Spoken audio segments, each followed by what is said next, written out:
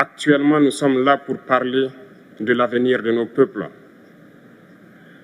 de ce qui va advenir demain, de ce monde libre auquel nous aspirons, de ce monde sans ingérence dans nos affaires internes.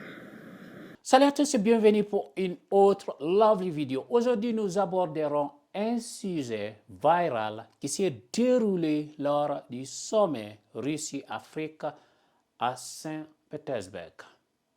Le président sénégalais Macky Sall a réagi aux déclarations du capitaine burkinabé Ibrahim Traoré concernant la situation de l'Afrique.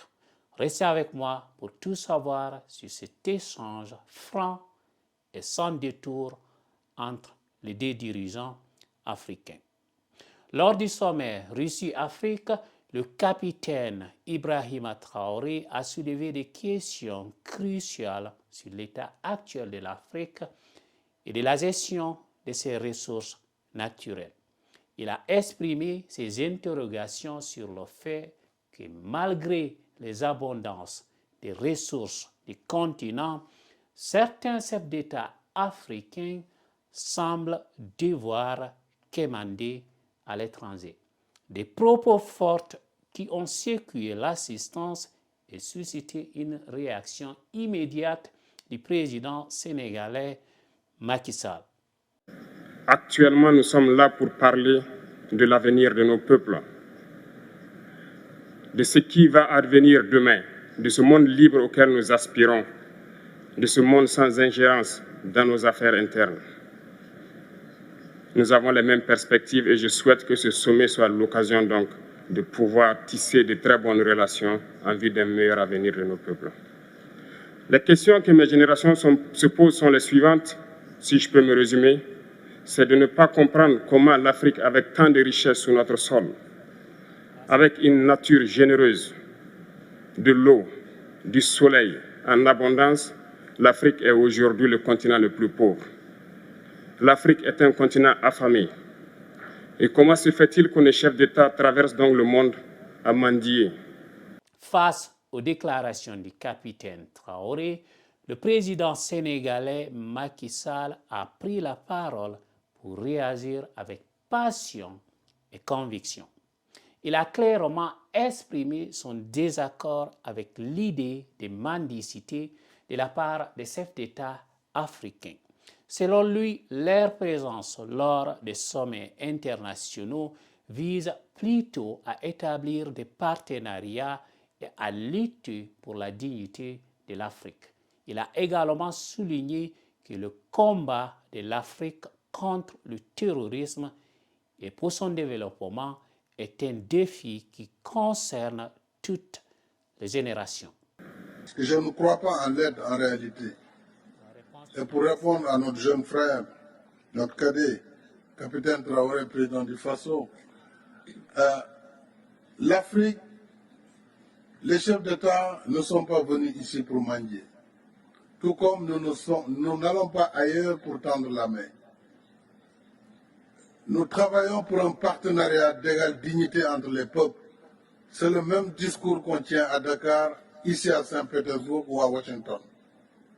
Donc je pense que le combat de l'Afrique est d'abord un combat pour la dignité. Et ce combat, il transcende les générations. Le président Macky Sall a également abordé un aspect crucial qui pèse sur l'Afrique. Le poids de l'histoire marquée par l'esclavage et la colonisation.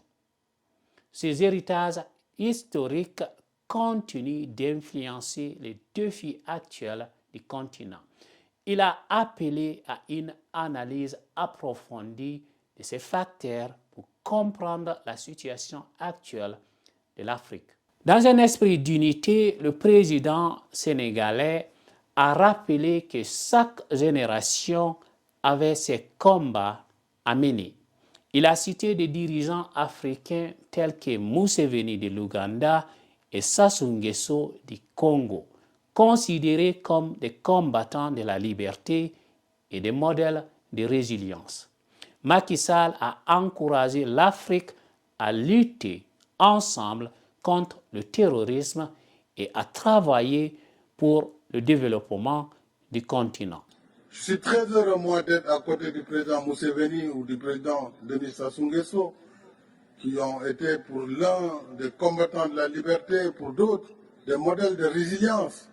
Et chaque génération a son combat à mener. Le nôtre, c'est de combattre d'abord le terrorisme qui est en train de gangréner notre continent. Mais aussi, c'est de travailler pour le développement de notre continent. Mais si on y regarde de très près, pourquoi l'Afrique en est à cette situation? C'est justement le poids de l'histoire, l'héritage de l'esclavage, de la colonisation. Voilà qui conclut notre analyse de l'échange entre le président sénégalais Macky Sall et celui du Burkina Ibrahim Traoré lors du sommet Russie-Afrique. Si vous avez apprécié cette vidéo et que vous souhaitez être informé des prochaines analyses et actualités, n'oubliez pas de vous abonner à notre chaîne en cliquant sur le bouton s'abonner juste en dessous. Vos commentaires et partages sont également les bienvenus. Merci de nous rejoindre et à très bientôt pour de nouvelles vidéos captivantes. À la prochaine. Ciao.